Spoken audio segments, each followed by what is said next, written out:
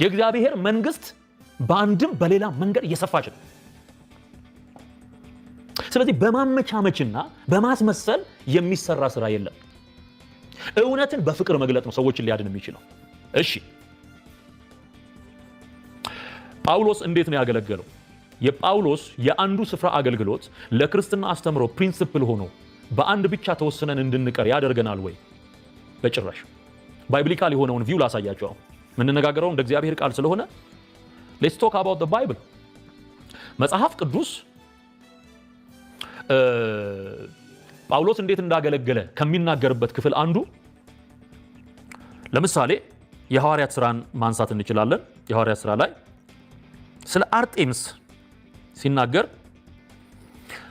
በከተማው ውስጥ የነበረውን የአርጤምስን ቤተ ጣዖት ድብልቅልቁን አውጥቶ ወንጌል ሰብኮ እንድትናቅ፣ ያቺ ጣዖት እንድትናቅ፣ በዛም ጣዖት የሚሰራው መንፈስ ከሰዎች ህይወት እንዲሰደድ በኃይል እግዚአብሔር በሰጠው ጸጋ መሰረት ጳውሎስ ወንጌልን ሰብኳል በኤፌሶን።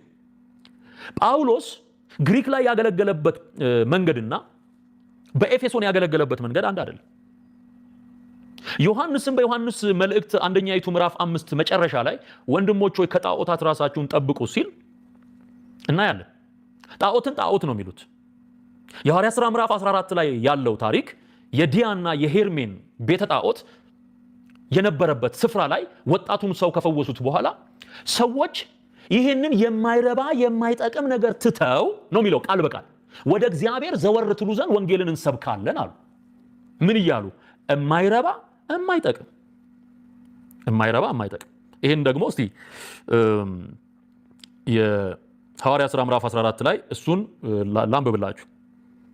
እሺ ያው ሊሰውላቸው መጡ። የዲያና የሄርሜን ቤተ ጣዖት ካህናት በሬ እየጎተቱ የአበባ ጉንጉን ይዘው ሊሰውላቸው ሲመጡ የሐዋርያት ሥራ ምዕራፍ 14 ቁጥር 14 ላይ ሐዋርያት በርናባስና ጳውሎስ ግን ይህን በሰሙ ጊዜ ልብሳቸውን ቀደው ወደ ሕዝቡ መካከል እየጮሁ ሮጡ። እንዲህም አሉ፣ እናንተ ሰዎች ይህን ስለምን ታደርጋላችሁ?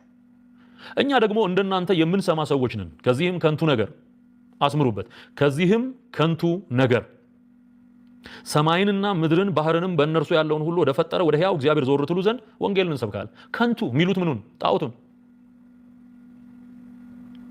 እኮ ነው። ከንቱ ነው። በጳውሎስ በበርናባስ አገልግሎት ውስጥ ጣዖት ከንቱ እየተባለ ነው የተጠራው። እርግጠኛ ሆኜ የምነግራችሁ ጳውሎስ በዚህ ዘመን ኖሮ በኦርቶዶክስ ቤተ እምነት ውስጥ ያለውን አምልኮ ቢመለከት ይህንኑ ቃል ነው የሚጠቀመው።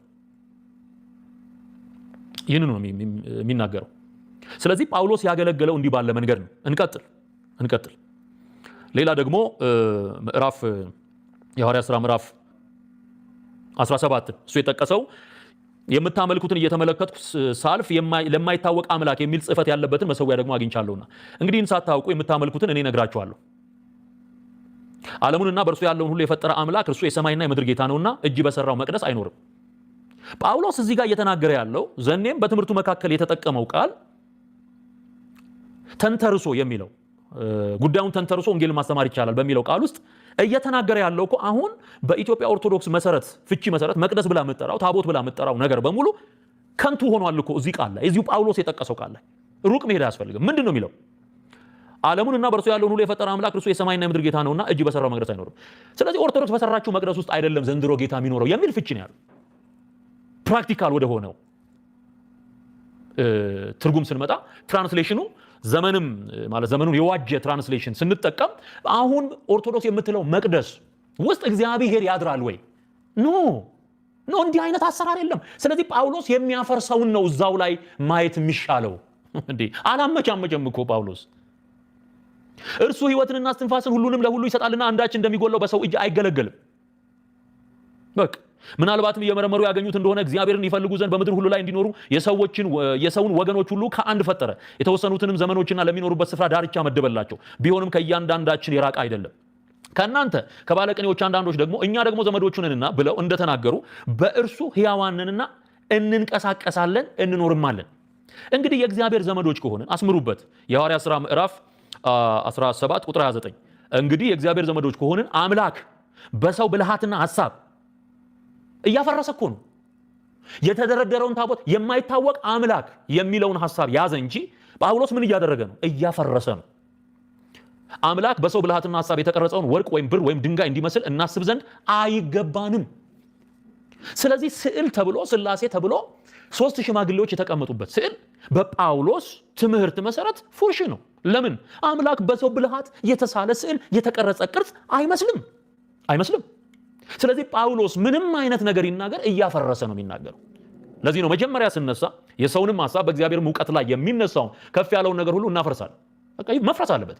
ታቦት የሚባል ነገር የለም። በቃ በአዲስ ኪዳን ጴንጤን የማውቀው ራሱ ታቦት መሆኑን ያመነ እኔ የማውቀው ታቦቴ ብሎ አይጠራም።